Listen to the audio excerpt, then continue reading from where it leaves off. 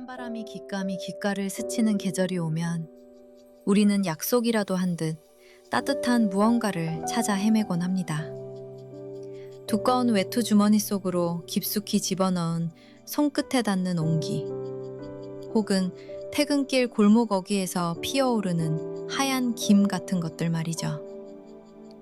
오늘 여러분께 들려드릴 이야기는 서울의 어느 낡은 골목길과 화려한 저택이라는, 도저히 만날 것 같지 않던 두 세계가 호떡이라는 작은 매개체를 통해 서로를 끌어안게 된 이야기입니다. 19살 소년 지호의 차가운 손과 8살 소녀 하린의 얼어붙은 마음, 그 사이를 흐르는 달콤한 설탕 냄새와 지글거리는 기름 소리에 귀를 기울여 보세요. 서울의 변두리, 재개발을 앞둔 낡은 빌라들이 다닥다닥 붙어있는 어느 골목 어귀. 그곳엔 지호의 포장마차가 있습니다. 지호는 올해 19. 남들은 수능 성적표를 들고 대학 문을 두드릴 때 그는 호떡 누르개를 들고 차가운 철판을 두드립니다. 철판 위에는 노란 반죽들이 나란히 누워 있습니다. 지호의 손은 이미 거칠어질 대로 거칠어졌습니다. 찬물에 반죽을 치대고 영하의 날씨에 밖에서 대기하다 보니 손가락 마디마디가 트고 갈라졌죠. 하지만 지호는 쉴 수 없습니다. 병원 침대에 누워 계신 할머니의 산소호흡기 소리가 매일 밤 지호의 귓가에 파도 소리처럼 들려오기 때문입니다. 할머니, 오늘은 어제보다 조금 더 추워요. 그래도 걱정 마세요. 오늘 호떡 반죽이 아주 잘 됐거든요. 노릇노릇하게 구워진 녀석들을 보고 있으면 왠지 할머니가 금방이라도 일어나셔서 지호야, 한 입만 주렴 하실 것만 같아요. 지호는 반죽 안에 흑설탕과 계피가루, 그리고 으깬 땅콩을 듬뿍 넣습니다. 꾹 누를 때마다 새어나오는 그 달콤한 냄새는 지호에게 생존의 냄새이자 누군가에게 전하는 유일한 위로입니다. 퇴근길에 들른 김씨 아저씨, 학원을 마치고 배고픔에 달려온 수험생들. 지호는 그들에게 호떡을 건네며 말합니다. 뜨거우니 조심하세요. 천천히 드셔야 속이 안 데어요. 그 말은 사실 자기 자신에게 하는 위로이기도 했습니다.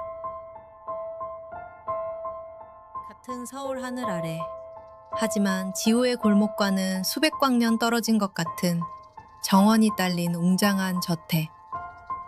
8살 하린은 그곳에 삽니다. 하린의 집에는 없는 게 없습니다. 최신식 게임기, 방 안 가득한 인형들, 그리고 최고급 셰프가 차려준 정성스러운 식탁. 하지만 하린의 식탁 앞에는 늘 빈 의자뿐입니다. 부모님은 늘 바쁩니다. 하린아, 맛있는 거 많이 먹고 선생님 말씀 잘 듣고 있어.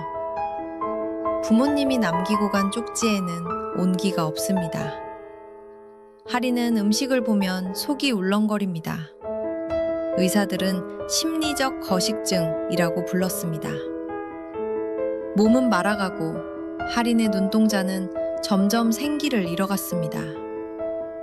하린에게 음식은 고통이었습니다. 억지로 삼켜야 하는 의무였고 혼자임을 확인하는 절차였죠.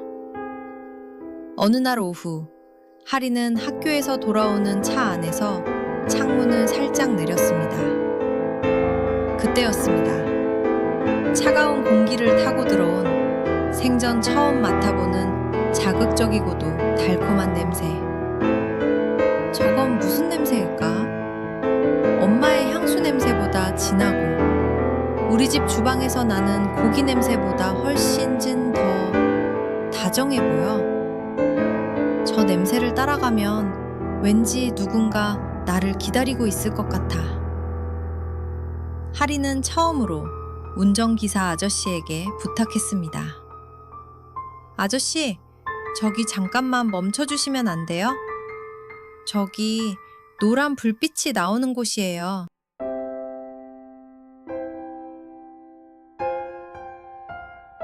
검은색 고급 승용차가 낡은 골목 어귀에 멈춰 섰습니다. 문이 열리고 인형처럼 예쁘지만 창백한 얼굴에 할인이 내렸습니다. 지호는 당황했습니다. 이런 골목에 어울리지 않는 귀한 손님이었으니까요. 저 호떡 하나 주세요. 할인의 목소리는 모기 소리만큼 작았습니다. 지호는 서둘러 가장 노릇노릇하게 익은 호떡 하나를 종이컵에 담아 건넸습니다. 뜨거워요, 꼬마 아가씨. 호호 불어서 먹어야 해요. 할인은 호떡을 받아들었습니다. 종이컵을 통해 전해지는 뜨거운 열기에 할인은 깜짝 놀랐습니다. 손바닥이 따뜻해지자 심장 근처 어딘가가 찌릿하게 떨려왔습니다. 할인은 조심스럽게 호떡 끝을 베어 물었습니다. 바삭한 겉면이 부서지고 그 안에서 녹아내린 뜨거운 꿀이 입안으로 쏟아졌습니다. 그 순간 할인은 느꼈습니다. 이것은 단순한 설탕 맛이 아니었습니다. 추운 겨울, 밖에서 누군가를 위해 정성껏 불을 피우고 반죽을 누르는 사람의 마음이 혀끝에 닿은 것이었죠. 지호는 할인이 먹는 모습을 가만히 지켜보았습니다. 맛있니? 지호가 묻자 할인은 고개를 끄덕였습니다. 할인의 눈가에 살짝 눈물이 고였습니다. 이렇게 따뜻한 건 처음이에요. 그 말 한마디에 지호의 얼어붙은 손등 위로도 따뜻한 봄바람이 스쳐 지나가는 듯 했습니다. 그날 이후 할인의 일과는 바뀌었습니다. 학교가 끝나면 가장 먼저 지호의 포장마차로 달려왔습니다. 이제 할인은 혼자가 아니었습니다. 지호는 할인을 위해 작은 의자를 하나 마련해 주었고, 할인은 그곳에 앉아 지호가 호떡을 굽는 모습을 한참 동안 구경했습니다. 두 사람은 많은 이야기를 나누었습니다. 지호는 할머니에 대한 그리움을, 할인은 부모님에 대한 외로움을 털어놓았습니다. 지호는 할인에게 호떡 반죽을 만져보게 해주기도 하고 설탕을 넣는 요령을 가르쳐주기도 했습니다. 오빠, 호떡은 왜 이렇게 동그랗고 따뜻해요? 할인의 질문에 지호는 잠시 생각하더니 대답했습니다. 세상이 너무 뾰족하고 차가우니까 우리라도 동그랗고 따뜻하게 살아야 하잖아. 그래서 호떡이 이런 모양인가 봐. 포장마차를 지나는 이웃들도 이 기묘한 남매 같은 두 사람을 보며 미소 지었습니다. 야채가게 아주머니는 할인에게 귤을 건넸고, 퇴근하던 아저씨는 지호에게 오늘도 고생이 많네 라며 어깨를 두드렸습니다.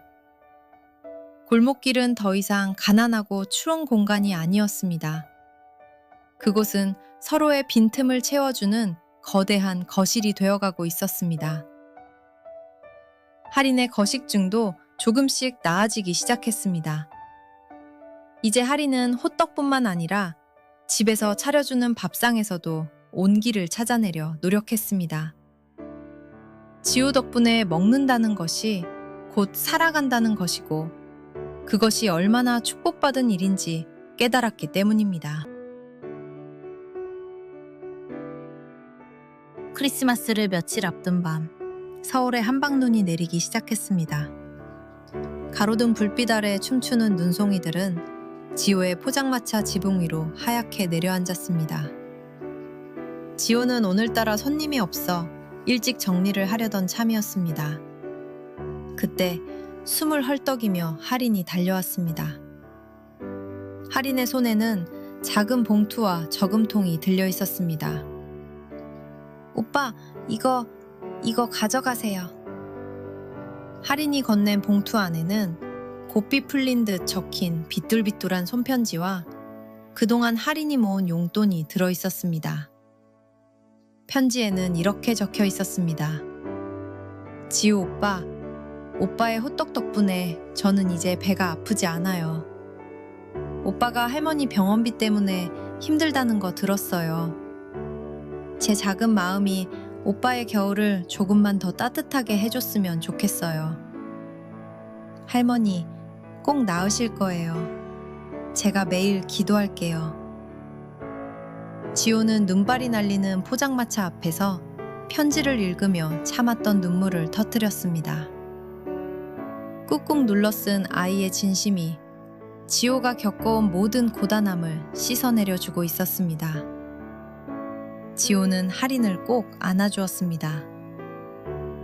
고맙다 할인아. 네가 오빠의 가장 큰 기적이야.